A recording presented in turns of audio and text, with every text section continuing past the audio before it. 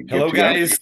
Good morning. We are on, yes, with Kubair Shirazi. Hope I'm pronouncing it well, Kubair. So, yeah, the stage will be yours. I will just introduce your session and you are ready to fly. Okay, my friend?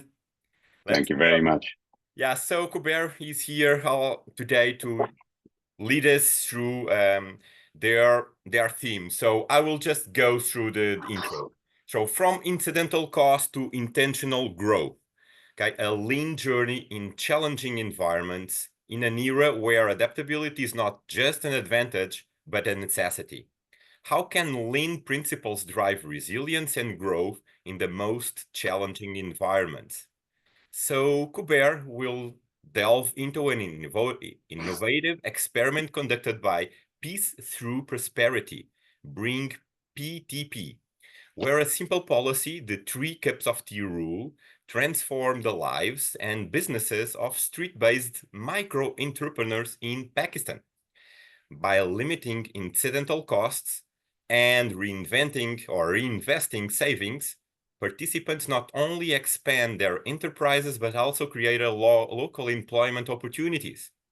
This session will illustrate how lean thinking and agile methodologies were harnessed to eliminate waste, promote continuous improvement, and foster adaptability among individuals operating in volatile socio-economic conditions. So looking forward to listen from you and learn. Kubair, the stage is yours. Thank you very much, Sergio. Good morning, ladies and gentlemen. I am going to be taking you through a bit of a journey this morning. So firstly, it's a privilege to be here. Thank you very much, Roberto, Marcelo, and Sergio. So I'm going to share with you the journey of peace through prosperity. A bit about myself. So my digital footprint is significantly heavier than I am. So I'm not going to spend or waste any of your time telling you about myself. You can look me up on LinkedIn or Google if you're curious. What I am here to talk to you about is the place of lean principles and citizen delight. So there's this concept of citizen delight. I'm sure, we're not as global citizens, as citizens of the countries we live in, or the cities or townships we live in. We're not delighted citizens. So that's where this kind of thinking comes from. So how do we create citizen delight? Well, first, we've got to identify what do we need to disrupt in order to create citizen delight. So if institutions, bureaucracy, government policies, values, or the prevalent culture get in the way of creating citizen delight, then those things must be changed, ladies and gentlemen. And that's where this whole notion of social transformation comes from, the whole notion of the social innovation lab called Peace Through Prosperity comes from, is how do we create citizen delight? How do we create citizen delight from the grassroots upwards? And again, if you're curious, just scan the QR code, or you can go to BringPTP and learn more about the Social Innovation Lab. So the question for us was, how might we better enable marginalized individuals to write their own story, i.e. create their own narrative of change? And with that, be less tempted by any kind of extremist narrative of change or any kind of alternative narrative of change that does not benefit society at large. And with that, we started conducting experiments going back as far back as 2010. And the experiment I'm going to share with you today is that of a street barber called Anwar. And this is where the 3 cups of tea and other lean principles come in. So when we met Anwar, he'd been a sole trader, and we met Anwar back in 2013, 2014. He was a street trader. He was cutting hairs, doing his thing as a street barber for about 8 years. He had 2 kids, both out of education, and he was financially dependent on short-term loans. He was literally living from day to day, if not week for week, on short-term loans. His business wasn't making enough money, and we started investigating with him, what is it that he's doing that needs changing? And one of the experiments we ran, as mentioned, and this is an experiment we run quite often, is an invitation to 3 cups of tea. So in the global South, we're quite hospitable people. So even if we don't have much, we share what we have and we share what we don't have. So these street traders were indulging their friends and visitors to their places of business with copious amounts of tea. We did a study and we found that they were spending upwards of $4 a day on tea, not on themselves, but their guests and their friends. And some of them were just hanger-ons. They were unemployed people for whom these people who are in business, even though struggling businesses, was a means to an end. So the experiment we ran was fairly simple, which is we gave them thermoses. Familiar with, sure you're all familiar with thermoses. So we said, you're going to take, this thermos has the capacity to have 3 cups of tea. You're going to make it from home and take it with you. And that way, you're going to save money because you're not buying tea from the stores, which obviously come with a significant markup. And this thermos has got 3 cups of tea. Now you prioritize who do these cups of tea belong to. So you can have all 3 yourself, or you can have 1 yourself, and you can save 2.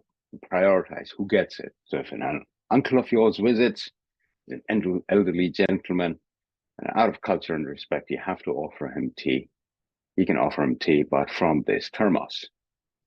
If a friend comes and you're out of tea, you're not going to buy any tea. You're going to let him know that, dude, I got some tea, but I've run out. So you'll have to come tomorrow for your cup of tea. And this was the experiment, that you're going to take 3 cups of tea from home. You're not going to buy any tea from the market, and you're going to prioritize. And with that, you're going to cut down the waste in your system, which is buying tea, not for yourself, but for your guests who come to your place of business. And you're going to explain that you only have 3, and should they come early enough in the day, you might prioritize. Should they not, then tough luck. You're going to have to wait till tomorrow. So this is just one experiment in identifying and cutting down waste that we introduce to micro entrepreneurs that we work with.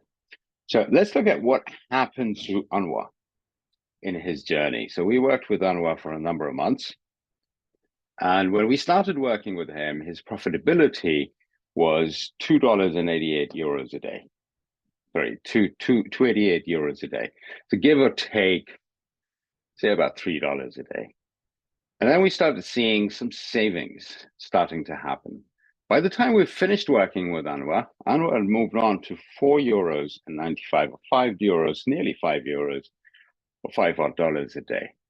Now, what happened? We saw Anwar grow his business by 40% in revenue over this period of time, and we saw Anwar grow his profitability by 72%. Now, his profitability grew slightly because his revenue was growing, his shop was looking better, he was providing a better service, his customer service, his way of dealing with customers had improved. He was doing a little bit of marketing, word of mouth was helping. But what really made a difference was Anwar cutting waste in his system, not just for the waste of buying copious amounts of tea every day, but also all other areas of waste. So we started with one small area and then introduced Anwar to the principles of continuously eliminating waste, continuously improving his environment, himself, his apprentices that he'd brought on as his business grew. Being very people-centric, not just customer-centric, but very people-centric as well in terms of how he treats his customers and how he treats his staff that he started hiring and how he treats himself, i.e. the whole oxygen mask rule. And with that, we saw significant growth in Anwar's business. So 9 months later, Anwar has a barbershop. He's moved from a street stand to a tiny shop. That's the shop that you see in the picture on the slide.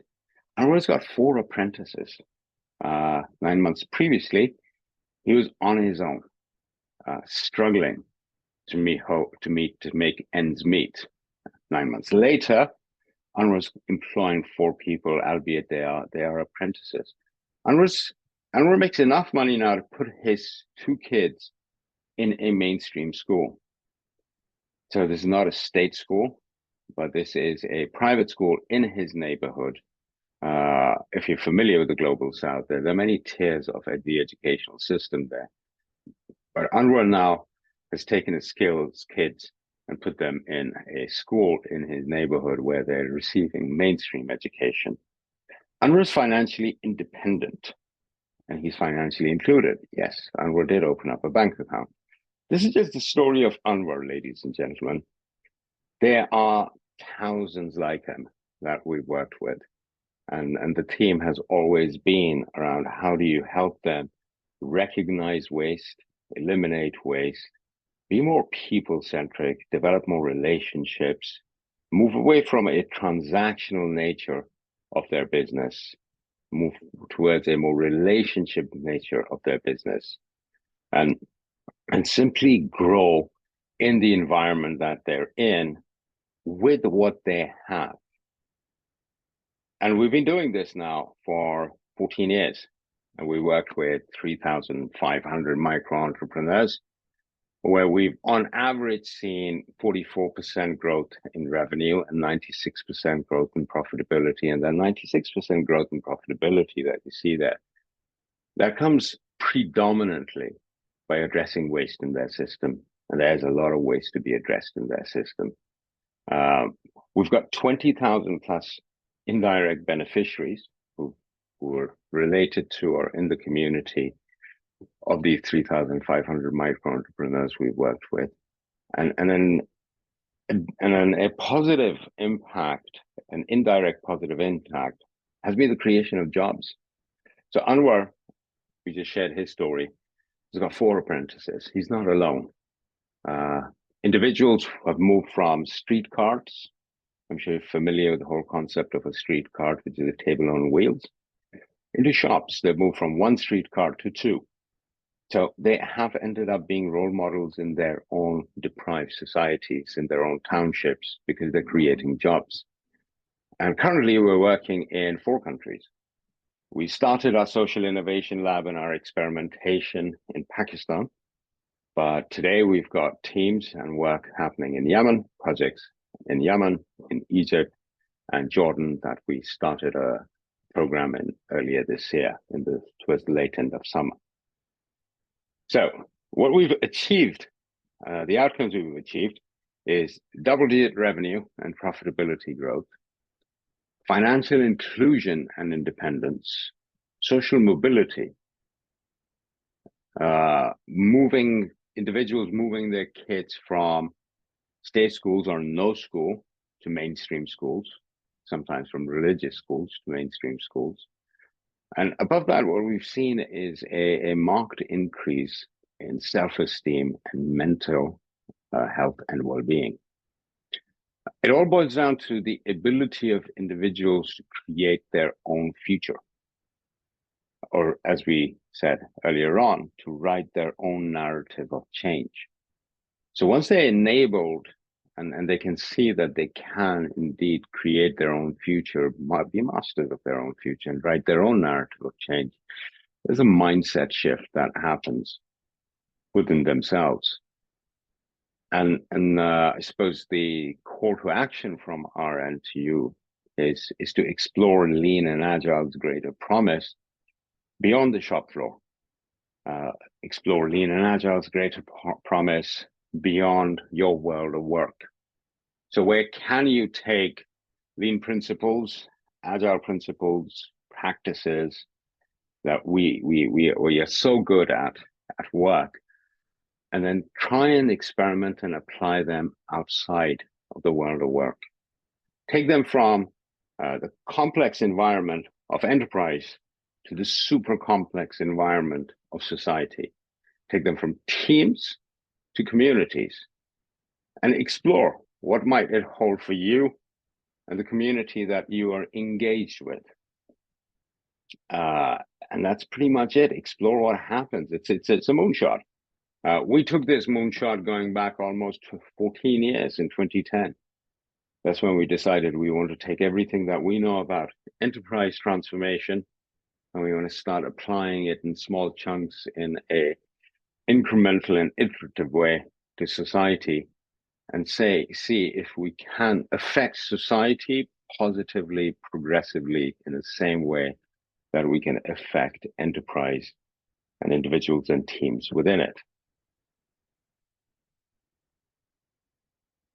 And lastly, be kind to each other. If you have any questions, do let me know. It's a pleasure being here. Thank you very much to Roberto, Marcelo, and Sergio for having me on their conference. Thank you very much, ladies and gentlemen. Thank you, Kubair, for sharing your story, a lovely story, hopefully replicated through these 10 years of experiences. So tell us, just what is happening right now in this moment in Pakistan or wherever you are working. Just guide us through the current story. So right now, it's actually quite a beautiful story. Right now in Pakistan, for instance, we're working with we found a way to scale it. So firstly, we scale by open sourcing it. So if you go on the BringPTP.com site, you'll see a section that says steal our stuff. So please come and steal our stuff, these programs, and we'll help you implement these programs. So in Pakistan, we found a couple of partners. So we partnered up with one of the largest philanthropic school systems over there called the Citizens Foundation. They've got 14,000 schools all over the country.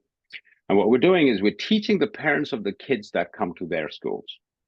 So these are schools in underprivileged, deprived neighborhoods. And when we approach this organization, likewise, we approached another organization we've been working with now for nearly 5 years called the Shahid Afridi Foundation. If anyone out there is familiar with the sport of cricket, they would know the name. He's a legendary cricket player turned philanthropist. And again, the deal is simple. You teach kids in underprivileged, marginalized neighborhoods, give us your space to teach their parents. That's what's happening in Pakistan. And it's very exciting to see that mindset change. And it's very exciting to see the parents of the kids come and study in the same classrooms in the evenings that the kids are studying it in the mornings. And it's all about, instilling the value of education. Then Jordan, we kicked off a team and we kicked off a program in Jordan, which is actually quite a different experiment. So it's not just the micro entrepreneurs who are underprivileged. It's not just the micro entrepreneurs who don't have access to opportunities. It's also the graduates from marginalized communities, graduates from underprivileged backgrounds in hard, I don't want to say hostile, but really hard and harsh environments. So for instance, those of you who are familiar with what's going on in the world for the past 2 years, or rather I should say the past 70 years, there are a lot of underprivileged graduates, educated youngsters in Jordan of Palestinian heritage who have little to no future. So what we've done is we've engaged with them. We've engaged with them and we've said to them that, look, let us teach you lean and agile, and let's see how you can adapt this to your circumstances. You might want to start a startup. You might want to figure out how you're going to go and pitch yourself to a business for employment. Whatever it is, let's look at it from a different perspective. You've tried X, Y, and Z. Let's try a slightly different approach. That's lovely to hear. Just let me ask you, just finish your sharing screen so we can be in a bigger picture for our attendees. We have some people that are still with us, so you may feel free to put your questions. We have still some minutes to go. So in the meanwhile, I'll just explore the story, Kubair. So how do you set the scene? You made mentions to several stuff that you do with the parents, with the kids, with the entrepreneurs, the school, but guide us through exactly how it goes. How you run a session there. It's on the morning, on the afternoon, on the evening, half an hour, 1 hour. How did you build the experiment? So we used to do 4 days, and now we've reduced it. We've cut waste in our own programs, right? So we've cut it down to 3 days. And for 3 days, we request them to join us for 2.5 hours every evening or in the mornings or in the afternoons, depending on what the group that we've mobilized reaches consensus on. Okay. So, for instance, if we're running programs during the summer, then they prefer to come in the morning or the afternoon when the sun is out and it's really hot Makes in the sense. global south. Uh, Depends also on the business. So if they're food vendors, they go, we can't come in the evening because our trade mostly happens in the evening. We'll come in the Oh, morning. again, So for yes. those 2.5 odd hours or the 3 days, what we take them through is firstly, we take them through basic customer relationships. So what do you do when Sergio comes to your stand and goes, hey, dude, what you selling? Or can you help me? So Okay. what we, what we Is that in a classroom environment, Kubair, or it's that is in a itself on the street?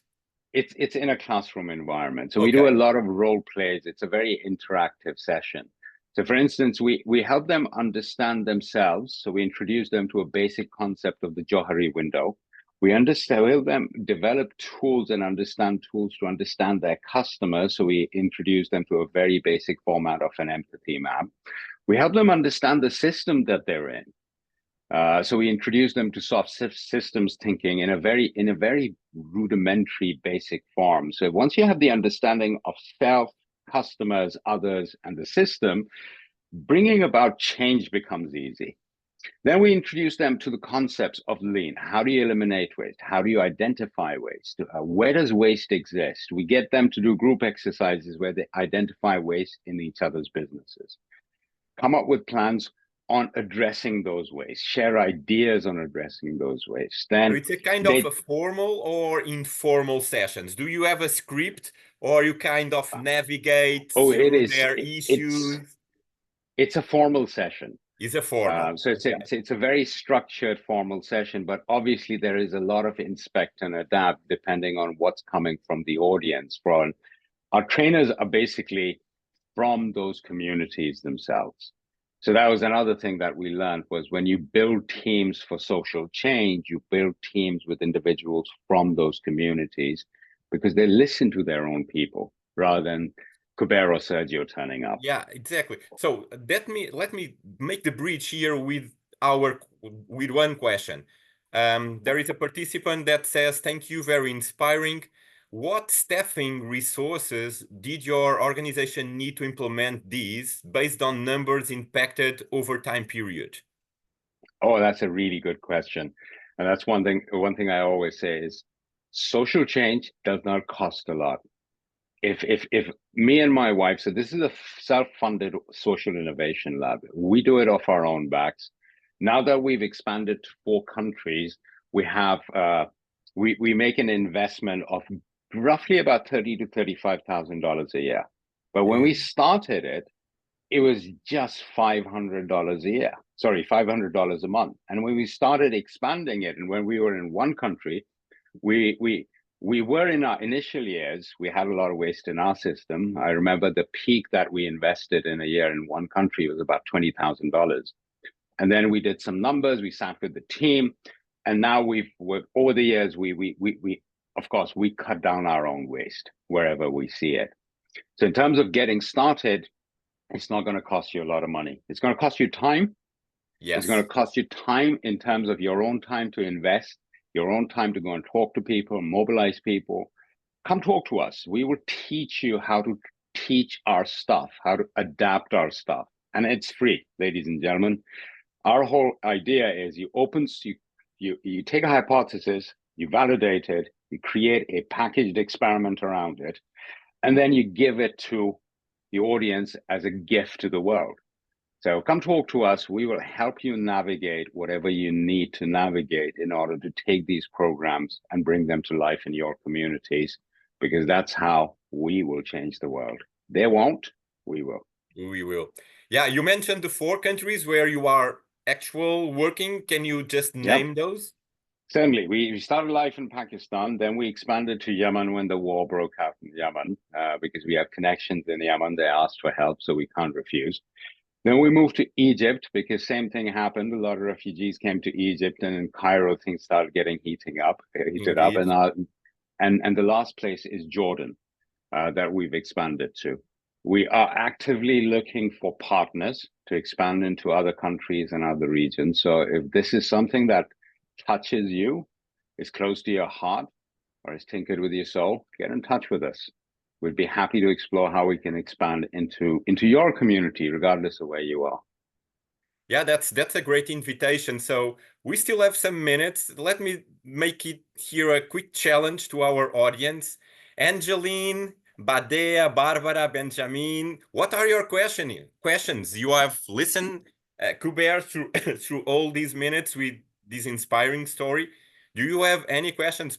Please feel free. Other guys, Isifu, Wavudu, Iona, Jackie, Katarzina, you are all welcome to to put your question, and kind of I think it will be the closing one. So we'll just go here through more couple of minutes and then we'll just wrap. Okay, so Kubair, we were kind of engaging on the backstage while we were just waiting for our session, and we found ourselves with this common kind of background, Angola. Angola came Yes. to our question to our talk, right? So any plans to work there? Absolutely. Absolutely. One of the reasons why I'm currently working for the organization I'm currently working in is because I'm helping them lead change in all of Africa and all of the Middle East, which gives me access to these communities. And Paulo, our GM in Angola, was very kind to show me around the townships. So as I build relationships with locals, I give them the same invitation. So I turn up to office mostly wearing what I'm wearing, which obviously sparks curiosity, which leads to conversations, which leads to this is what we're doing in these countries and these townships. Would you like to do the same in your community? And that is how we expanded into Jordan. I was actually in Jordan a number of times for work when some locals said, dude, tell us more about this. Okay. And then 2 months later, it was, let's do this. I was like, brilliant. That's great. Kubair, thank you so much for sharing from the heart your story.